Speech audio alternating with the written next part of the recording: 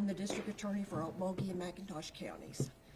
Behind me, I have some folks I'd like to introduce. To my left is Andy Blizzard. He's my chief investigator with the district attorney's office. Next to him is Chief Joe Prentice. And this is Gary McCollum, also an investigator with my office. They're also representatives of the District 25, excuse me, Violent Crime Task Force. Violent Crime Task Force is a collaboration of different law enforcement agencies, excuse me, in both Okmulgee and McIntosh counties. As a result of the members of that task force, hard work, and countless man hours, we're here today to announce the filing of the charges for the individual that was responsible for the quadruple murder that occurred on or about October the 9th, 2022 in Okmulgee County. I'm going to give you a brief history of the case and I'll answer your questions at the end. Also, I'm going to ask Chief Prentice to say a few words as he is the captain of the Violent Crime Task Force. I'll begin with Sunday, October the 9th of 2022. It was reported and is believed that 4 young men, Billy Chastain, Mark Chastain, Michael Sparks, and Alex Ray Stevens left a residence on West 6th Street here in Okmulgee and traveled by bicycle to a scrapyard located on 20th Street near the intersection of 20th and Madison, also in Okmulgee. It's also believed that at least one, if not more, of the young men were pulling trailers. Scrapyard is owned by Joseph Lloyd Kennedy. When none of the young men returned home on that evening of the 9th, on the next day, which was Monday, October the 10th, Jessica Chastain, the wife of Mark, and Megan Gordon, the girlfriend of Billy, reported that Mark, his brother Billy, and their friend Michael Sparks were missing. A few hours later, Teresa Stevens, the mother of Alex Ray Stevens, also reported her son missing. At that point in time, officers began a missing persons investigation. Mark Chastain and his wife Jessica utilized a cellular telephone app that's called Life 360 to keep track of each other's whereabouts, and this information was provided to law enforcement. Upon examination of the information contained in that app, Mark Chastain's phone appeared to travel from 1105 West 6th Street here in Okmulgee to the scrapyard that was located at 1205 West 20th Street and is tracked inside the scrapyard between the hours of 5 and 6 p.m. on that date. And it remained there for a period of time. The travel time from the residence on 6th Street to the scrapyard is consistent with someone that was traveling on a bicycle. Mark's phone left the salvage yard or scrapyard around 7:59 p.m. and traveled to Murphy's USA gas station on South 75 here in Okmulgee. Based on the travel time, it is believed the phone was inside a vehicle. Officers obtained video from the Murphy's gas station, and upon review of the video, they didn't see any of the missing men. However, they did observe Joseph Lloyd Kennedy standing next to his blue PT Cruiser at the North Fuel Pump. Based on the records from this app, Mark Chastain's phone next traveled from Murphy's USA to another salvage yard that's also owned by the defendant, Joseph Lloyd Kennedy, and is located on South 75 near Schulter, Oklahoma. The salvage yard on South 75 is the last known location Mark Chastain's phone transmitted any location information. The following Friday, October 14th, 2022, 4 dismembered human bodies were discovered in the Deep Fork River near a bridge on Sharp Road. The bodies were recovered from the river and ultimately sent to the office of the Chief Medical Examiner in Tulsa, where they were later identified as Mark Chastain, Billy Chastain, Michael Sparks, and Alex Ray Stevens. During the autopsies, it was discovered that all 4 victims had suffered gunshot wounds and had been transected at the waist. Additionally, Michael Sparks had both arms removed. During the recovery of the bodies on October 14th, other officers executed a search warrant on the 20th Street scrapyard that's owned by the defendant, and they also searched the surrounding properties both north and west from the 20th Street scrapyard. During that search, officers located blood evidence on the ground, a broken set of dentures, and other personal items located in a field that surrounded the scrapyard. They also located a tree which had been struck recently by a bullet and were able to recover that bullet. A black wagon was also found during this search. All items were photographed and placed into evidence. During a voluntary interview, the defendant told officers he'd been experiencing thefts at his scrapyard on 20th Street and that he personally surveilled the scrapyard on Sunday, October the 9th, in an attempt to catch the perpetrators. During the time the defendant admits he was present in the scrapyard, it is believed that the victim or victims were also present based on Mark Chastain's phone records. The defendant denied seeing them or having any contact with the victim or victims. Video surveillance was obtained from Braden Winch and the Great Plains Coca-Cola, which are located across the street from the defendant's scrapyard on 20th Street. Upon review of the video, the defendant can be seen parking his PT Cruiser on the west side of the Coca-Cola plant on October the 9th, 2022, around 3 p.m., and walking to his scrapyard where he remained until about 8 p.m., at which time he returned to his vehicle and left the area. A deputy sheriff lives approximately 4/10 of a mile from the scrapyard, and reported that he was at his residence, and around 6:22 p.m. on October the 9th, he heard 10 to 12 shots fired. He reported the shots came from the southwest of his residence, which is in direct line with the scrapyard. He also characterized the shots, based on his training and experience, as high-powered rifle shots. On the same evening, the bodies were earlier discovered, which is again October the 14th, 2022. That evening, the defendant parked his PT Cruiser behind a warehouse in Morris, and sometime later that evening, took a black Toyota Tundra belonging to Harold Arnold, a friend of his, and after a stop in Gore, Oklahoma, drove to Daytona Beach Shores, Florida. Mr. Arnold, the owner of this vehicle, reported it stolen. So when the vehicle was observed by officers in Daytona Beach Shores on October the 18th of 2022, officers initiated a traffic stop on that basis and placed the defendant under arrest for possession of a stolen vehicle.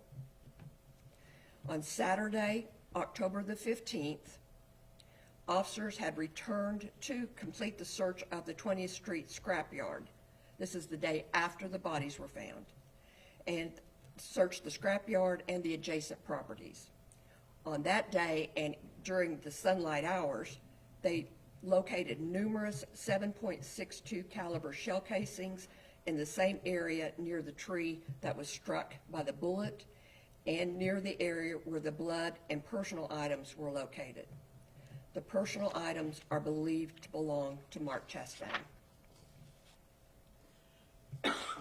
On the evening of October 17th, Okmulgee Police Department received information regarding a woman who had a relationship with the defendant and might have information regarding the murders. The following day, officers traveled to her home, and she admitted she did have a romantic relationship with the defendant.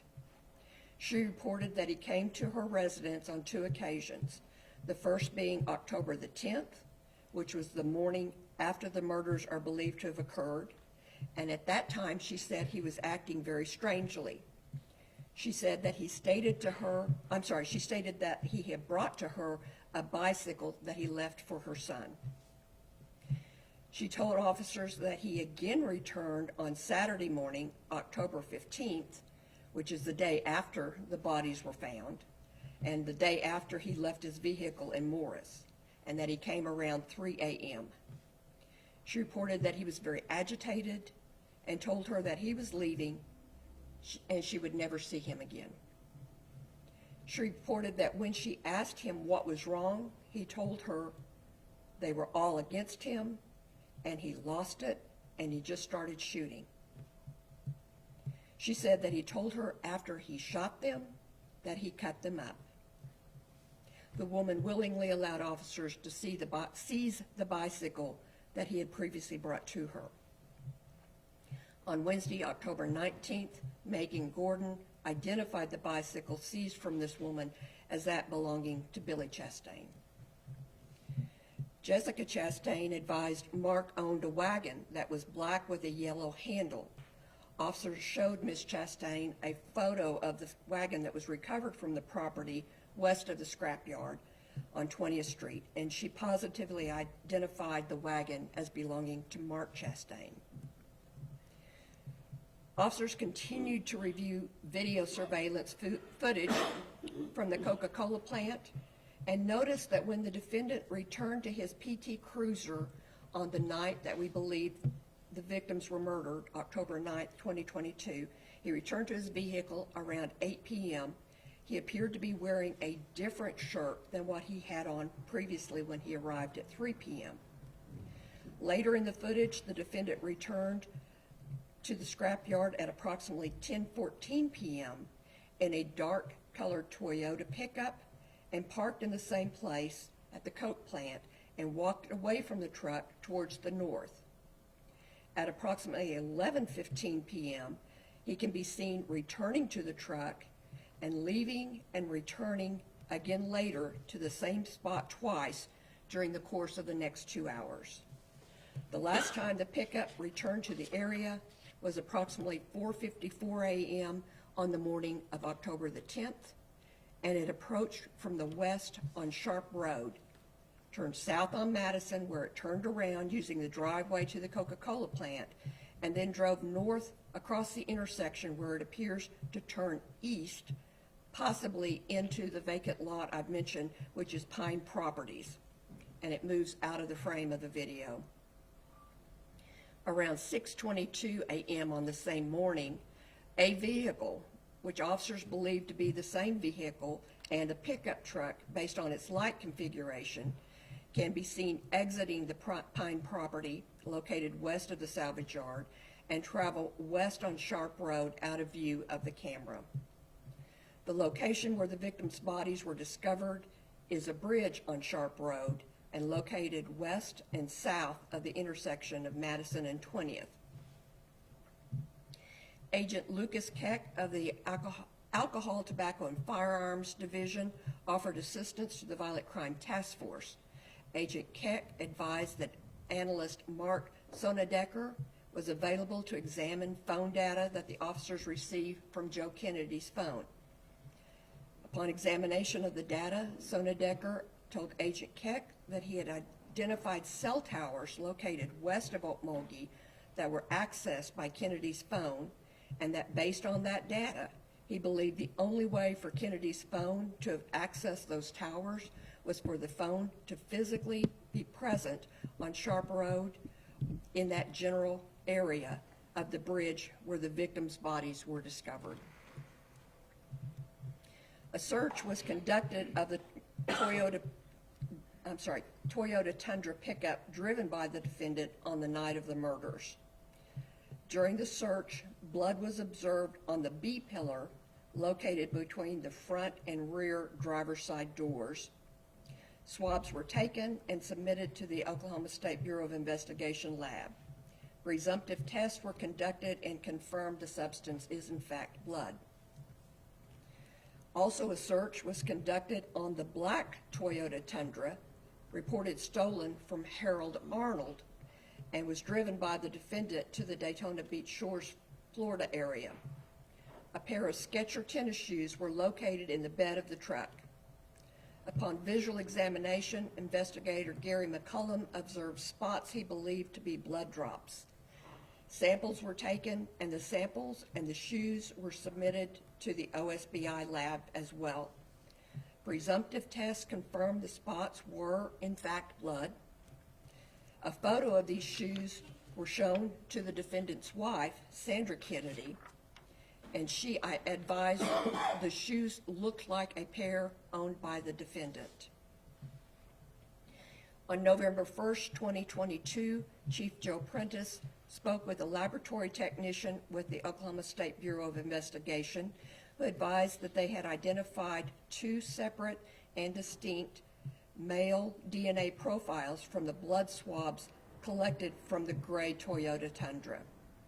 They also reported identifying two separate and distinct male DNA profiles from the blood swabbed on the outside of the tennis shoes recovered from the black Toyota Tundra. Lastly, the lab technician advised that 4 partial DNA profiles were obtained from the known blood samples collected from each individual victim during the autopsy, but that an alternative test would need to be completed to obtain a full DNA profile. Although the 4 partial profiles will require additional testing, the partial DNA profile was compared to the aforementioned DNA profiles extracted from the blood swabs, excuse me, and a partial match was determined to Billy Chastain. As a result of these efforts, we have filed charges against Joseph Lloyd Kennedy earlier today for the murders of Billy Jack Chastain, Mark Chastain, Michael Sparks, and Alex Ray Stevens. He's charged with 4 counts of premeditated murder and now is being held without bond by the Okmulgee County Criminal Justice Authority. This was a very lengthy investigation, and it continues as we speak. Countless man-hours have been invested and dedicated to this investigation, and I applaud the District 25 Violent Crime Task Force for their tireless efforts to bring this case to justice. I understand this is a very high-profile case and of great interest to many.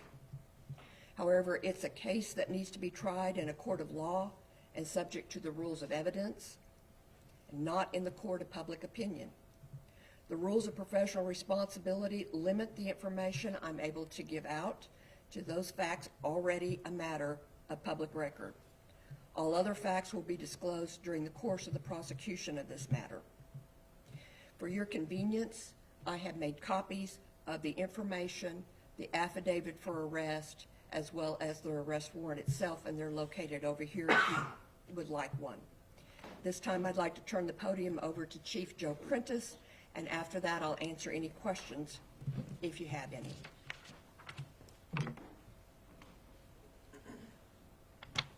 Good afternoon. I'll be brief.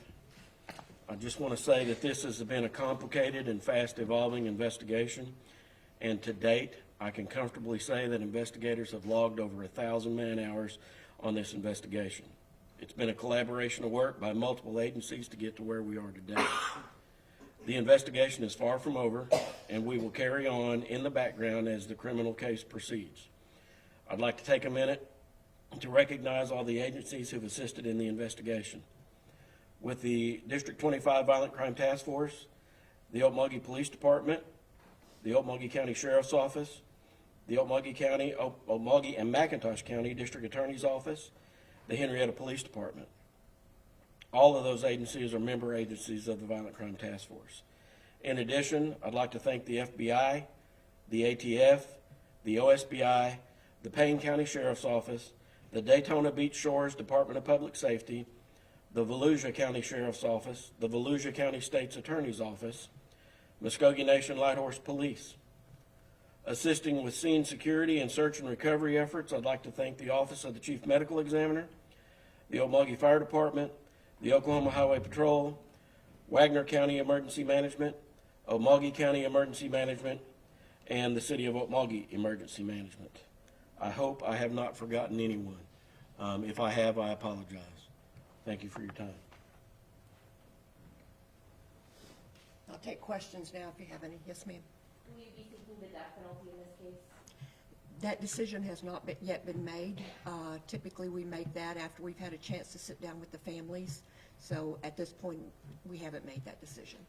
Yes, ma'am. He was a person of interest for quite a while. What took so long to make sure, hey, he's a complete suspect? Well, as I related to you, a lot of moving parts were going on. We were gathering information, and my burden is beyond a reasonable doubt. I needed to convince myself we were at that point before I ethically felt I could file charges. And then just to follow, do you still believe that he may have acted alone or had some assistance in this? Because I know that's always a question. It isn't always a question. We have no evidence to support the notion that he acted with anyone else. Yes, ma'am. Is there any way that his party may say, hey, it was in self-defense, they were on my lot, stealing from me? Kind of how do you move forward? Because those are gruesome acts that happen to those poor young men. Well, I would never be so bold as to predict what the defense might bring up, but the last time I checked, regardless of what happened, we don't have a death penalty in Oklahoma for stealing. Yes, ma'am. Just to clarify with this morning, I know he was here initially for that 2012 charge. Can you kind of explain what happened with that? Yes. Mr. Kennedy was on probation for a similar act that occurred in 2012, although the victim in that case did not pass away. And he was placed on probation for that, and he remains on probation for several more months. When he fled the state of Oklahoma, we filed a motion to accelerate his sentence based on that, what's called a technical violation for leaving the state without permission. Whenever we file that motion, the statute requires that we have a hearing within 20 days of the plea of not guilty to that motion. We were here Thursday. All the attorneys agreed that we were within our 20 days if we continued it till Monday, and sadly, attorneys can't count. Today was actually the 21st day, and so I wound up dismissing that application, but I knew that I had these charges prepared to file and was comfortable filing them. So in the big scheme of things, it just seemed easier to go ahead and dismiss them. Does that answer your question? Yes. Anything else? No bond for this, right? That's correct. Okay. All right, thank you very much for your time.